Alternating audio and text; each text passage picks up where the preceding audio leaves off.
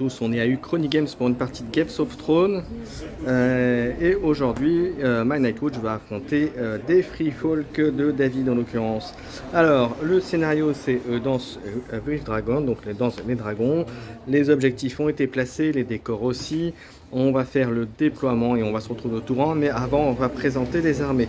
Alors David, présente-moi ton armée. Alors déjà, quel est ton général Free Folk choisi pour cette partie?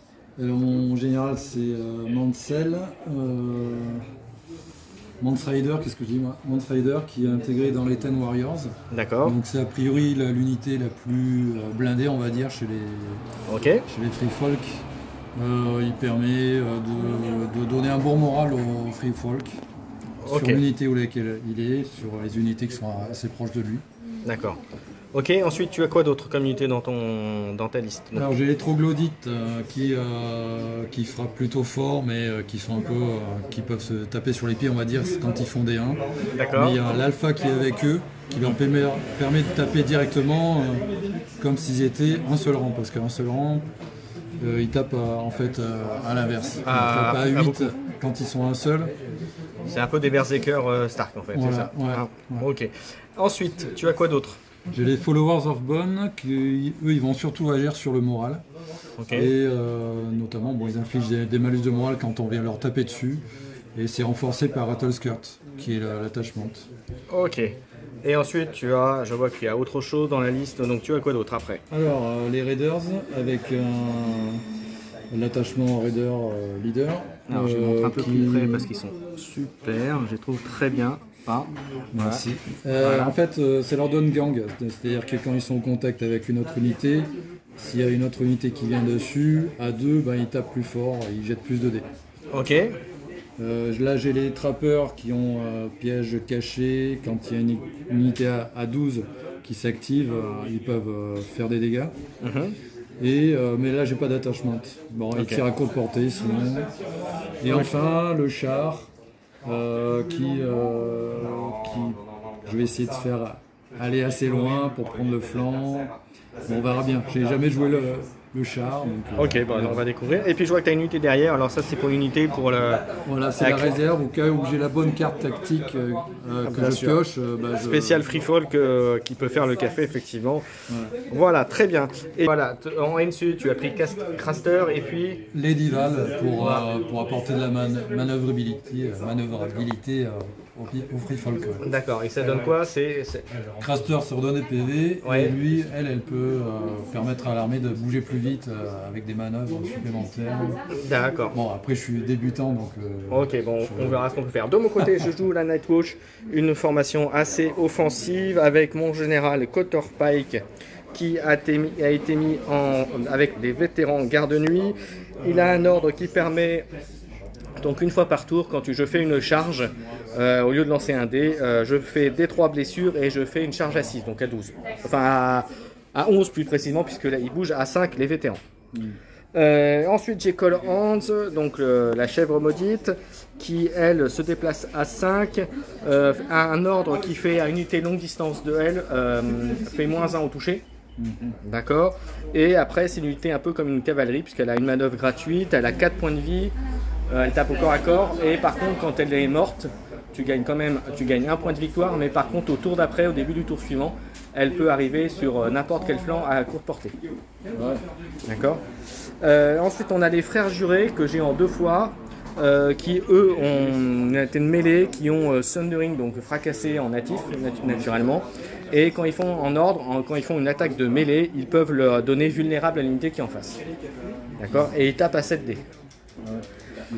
Et enfin, j'ai les chasseurs patrouilleurs qui eux ont en natif frappe éclair, c'est-à-dire quand ils font une attaque de mêlée, ils peuvent faire une action de repli. D'accord. Et en deuxième action, lorsqu'ils font un repli ou une manœuvre, ils peuvent faire une attaque de tir gratuite. Donc la combo, c'est je tape, je me recule, je tire avec l'ordre. D'accord. Et c'est pareil, 7D, 3+, voilà. Et pour le moral, 5 de moral et comme je le disais, Call Hand à 2+, voilà pour le moral. Voilà, et bien on va passer au tour 1. Après, on verra le déploiement d'abord. On a déployé nos unités. Alors, vous voyez, frères jurés de mon côté, patrouilleurs, vétéran avec cutter, Cold Hands, main froide et deuxième unité de frères jurés. De l'autre côté, on peut voir, donc si tu peux redire quelle unité. Les troglodytes. Voilà, ensuite. Les raiders. Ouais. Les Ten Warriors avec le général. D'accord. Les trappers. Ouais. Les Followers of Bone, enfin les Chosen of Bone, puis ouais. le char. Voilà, donc on va pouvoir attaquer le tour 1. C'est moi qui vais décider qui va être le premier joueur. Et je vais laisser mon camarade David être le premier joueur. Allez, on attaque, on va piocher nos cartes et c'est parti. Tour 1, alors comme vous voyez, moi je me suis déployé frère juré, patrouilleur, vétéran avec cutter spike, mon général, Cold Hands et enfin des frères jurés. Et de l'autre côté, ben, vous voyez, il s'est mis en face. Voilà, avec ses troupes dans l'ordre un peu comme il s'était déployé. Mais on voit le petit char qui arrive là-bas sur le flanc, qui fait son petit bonhomme de chemin. Au niveau du tableau diplomatique, vous voyez, avec Aemon, j'ai pris la bourse et le parchemin avec Bohème. Et quant à lui, il a pris les épées et la cavalerie avec Craster. On va passer au tour 2, c'est moi qui vais être le premier joueur. Allez, on attaque le tour 2. Alors comme vous voyez ici, mes frères jurés de ce côté-là sont allés taper les troglodytes qui ont tapé mais sans trop de succès et se sont un peu tués tout seuls avec leur 1. De ce côté-là, les rangers sont avancés et se positionnent pour le tout après. Ici, Cotter a fait sa charge, a fait très mal à l'unité de mon camarade David ici, a affaibli aussi l'unité qui est à côté. Ils ont été un peu pourris par les archers qui ont utilisé leur capa pour faire des hits sur mes vétérans, sans trop de succès. En revanche, comme vous pouvez le voir ici, mes frères jurés qui étaient sur le côté ici ont été éliminés par une attaque conjuguée des deux, si j'ai bonne mémoire. En revanche, j'ai réussi, grâce à mes frères jurés qui ont été éliminés, mais aussi par Cold Hands, à éliminer le chariot. Voilà, on est donc ce qui fait que en point de victoire à la fin du tour 2, il en a 2 points de victoire puisqu'il contrôle l'objectif central. On a tous les deux marqué également 1 point pour les unités détruites, donc 2 points de victoire pour David avec ses Free Folk et moi 1 point. En sachant que sur le tableau diplomatique, vous voyez comment on les a pris. Moi j'avais pris la manœuvre et l'attaque, lui il a pris le parchemin et la bourse. Et du coup on va être au tour 3 maintenant et ça va être lui qui va avoir l'initiative et je vais avoir mal, très mal à mon sens, mais bon, j'ai quand même fait ce que j'ai pu, sans oublier la menace de pouvoir sortir une unité de plus par mon camarade Free Folk David. Donc on va voir ça tout de suite. On passe au tour 3. Du tour 3, voilà ce qui s'est passé ici. Je me suis débarrassé des troglodytes et des troupes en face grâce aux actions combinées des frères jurés et de mes vétérans qui ont fait très très mal en résistance. Cotter Pike a fait son boulot. Ici, vous voyez, j'ai presque tué l'unité d'archers des sauvageons, mais à cause de la prise d'objectif, je n'ai pas pu me reculer assez, mais suffisamment quand même pour faire l'attaque de l'ordre des patrouilleurs. Mais vous avez vu que au prochain tour, ce sera David qui aura l'initiative et donc je suis sous la menace de cette troupe là, donc on verra ce qu'il va en faire. Néanmoins, il a réussi à tuer mon Cold Hands qui va revenir au début de ce tour là, et puis moi je pense que ça va pas tarder à avoir popé sa troupe supplémentaire, donc on va voir ça tout de suite en attaquant le tour 4, en précisant que à la fin du tour 3 je suis à 4 points de victoire et lui à 3. Allez, c'est parti pour le tour 4. Tour 4, voilà ce qui s'est passé. Alors il a fait revenir ces trolls berserker sur mes frères jurés qui se sont tournés et qui ont tapé. Donc ça, pour l'instant, c'est en pleine bataille. Ils ont bénéficié de Cold Hands qui arrivait sur le bord, qui lui a donné bien sûr au moins 1 en touché au troll, qui en a profité pour avancer un petit peu et prendre l'objectif. De ce côté-là, ça se tape sur le nez entre les vétérans et... alors je sais pas comment il s'appelle cette unité là, les gardes boucliers, les Ten Warriors. Les Ten Warriors, donc ça se tape joyeusement.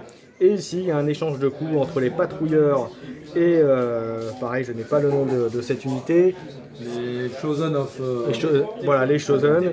Donc ça, c'est tout bon, avantage quand même pour les Chosen, mais néanmoins, il y a une bonne résistance des patrouilleurs. Voilà, on va attaquer le tour 5. Alors juste pour le tableau politique, voilà ce que j'ai pris. J'ai pris les épées et le parchemin, tant qu'à David, à lui, a pris les chevaux et la bourse. On va attaquer le tour 5, c'est moi le premier joueur. En points de victoire, je suis à 6 points de victoire, lui est à 4. Et on va attaquer donc le tour 5. On est à la fin du tour 5 et fin de la partie, puisque je termine à 10 points de victoire et David termine à 4 points de victoire. Au niveau des NCU, vous voyez, j'ai pris la cavalerie et l'épée. Il a pris la bourse et le parchemin sur la table. Vous voyez que j'ai éliminé les trolls, que j'ai éliminé grâce à mes patrouilleurs. Comme je n'avais pas d'objectif, j'ai pu attaquer, reculer et les avoir avec à les flécher. Les vétérans ont fait leur boulot et ont tenu allègrement, même si il m'a bien bloqué mes cartes grâce à son ordre pour empêcher la tactique, une tactique ou une carte, donc là ou un ordre, donc là il m'a bien bloqué avec ça. Donc au final, victoire de la Nightwatch. Merci David pour la Nightwatch contre les Sauvageons, les Free Folk. Merci David pour la partie. Est-ce que tu peux me faire un petit commentaire sur la partie? Qu'est-ce que tu en as pensé? J'ai trouvé ton unité d'archer qui est terrible, qui a fait vraiment la partie, qui m'a démonté les bones à une vitesse hallucinante, même au corps à corps. Et puis après, avec son action où elle se replie après avoir attaqué à mêlée, les tirs m'ont dévasté les bones ici. Après, j'avais pas vu visionner ton héros sur CR là, qui réapparaît sur le côté. Je me suis mal placé avec les troglodytes ici. J'aurais dû être un peu plus loin parce que malgré ton mouvement réduit à cause de l'objectif, j'ai pu quand même charger. Ouais, tu as pu quand même charger les troglodytes. Et encore, je crois qu'on a fait une petite erreur parce que je suis pas sûr que je puisse charger, mais c'est pas grave. De toute façon, ça n'aurait pas changé grand chose. Je suis content du centre qui a tenu ici, mais toi aussi tu tenais bien et on sait bien. Bon, on s'est tapé dedans dans la ferraille. Voilà, mais je pense que quoi qu'il arrive, même si je n'avais pas eu tes troglodytes, j'aurais effectivement eu un point de victoire en moins.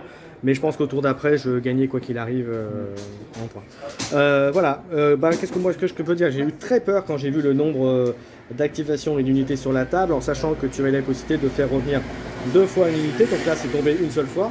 À la fin du tour, j'avais la carte qui pouvait faire réapparaître. Voilà, au tour d'après, mais ça changeait pas la partie de toute façon, je pense. C'était un peu tard. Voilà, merci David pour la partie. Et puis quant à nous, on se retrouve pour plein d'autres vidéos sur Song of Ice and Fire. Merci à tous.